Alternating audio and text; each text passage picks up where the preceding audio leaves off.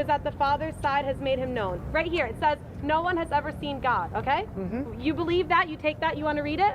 That's your book. This is what you take. You bet. Right here, same chapter, John 5:19. Right. Jesus, it says here, Jesus gave them this answer. I tell you the truth, the Son can do nothing by himself. He can do only what he sees his Father doing. No one sees, he only does what he sees. Internal contradiction. So then this book has internal contradictions. Can we agree on that? Oh, you don't say yes or no answers. In this heated debate between an Islamic lady and Christian apologist Cliffe Knechtle, both parties engage in a lively discussion, dissecting foundational beliefs about their respective faiths. From claims of internal contradictions in the Bible to broader theological and historical critiques, this dialogue reveals the complexity of religious discussions. The Islamic debater begins by pointing out what she perceives as an internal contradiction in the Gospel of John. She juxtaposes John 1 verse 18, which states, "No one has ever seen God," with John 5 verse 19, where Jesus claims to do what he sees the Father doing. She argues that these passages contradict one another. I have a question. Yes, ma'am. You said the first thing about taking a book as a proof for your belief. You said no internal contradictions. How well do you know this book? I got this from your friend the other day. It's the Bible for all of you who don't know. I don't know which version it is. I don't know who's writing, who decided what to put it in here. John, we'll read John 1:17, 18. Do you know this one? I'll read what it says here. It says, no one has ever seen God, but God is the one and only. What do you say about this internal contradiction? One of the basic principles of interpreting any book is you have to read in context.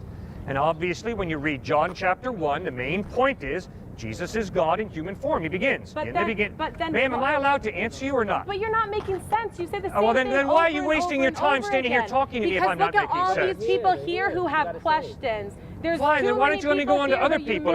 If I don't make sense, ma'am, why do you waste your time? Why am I going to let you misguide them with your misguidance? Oh, I see.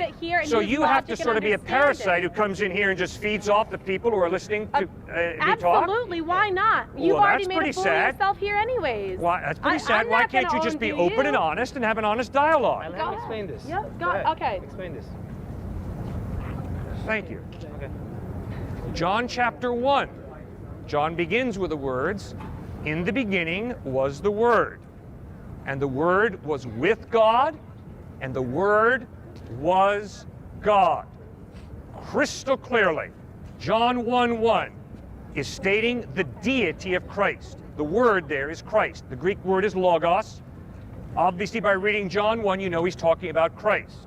Obviously, he's hearkening right back to Genesis chapter 1, verse 1, which says, "In the beginning, God created the heavens and the earth." John is taking that and putting it in Greek. John 1:1, "In the beginning was the Word, and the Word was with God, and the Word was God." Nobody has seen God. I haven't seen God. You haven't seen God. But the claim of John is, and the claim of Jesus is, that he is God, revealing himself in human form. That's clearly, unmistakably what John 1 is teaching. And you don't have to have a PhD in New Testament. Just read it yourself, and you'll figure that out. It's both John. I didn't flip to even a different chapter. It's 2 pages away. Both John saying, one saying no one sees God, the other one saying Jesus sees God. Is it saying Jesus sees himself? Is this something that everyone who reads the Bible takes it as their own is supposed to understand? Jesus is claiming to be God, revealing himself in human form. That's his claim. And he sees himself. No, you're not God. Why would John write that? You're not God. What's the difference? While the challenge raises valid questions, Cliffe provides a contextual explanation. John 1 verse 18 refers to the invisible and transcendent nature of God, while John 5 verse 19 highlights Jesus' divine authority as the Son of God, acting in perfect unity with the Father. This argument underscores the importance of understanding scriptural context, a principle applicable to any holy text. Cliffe defends the consistency of John's Gospel by emphasizing its central theme: Jesus is God incarnate. He explains that Jesus, as God in human form, bridges the gap between the unseen divine and humanity. According to John, this is the foundation of Christian belief. Cliffe's response illustrates how Christian theology views Jesus as a unique figure, both fully divine and fully human.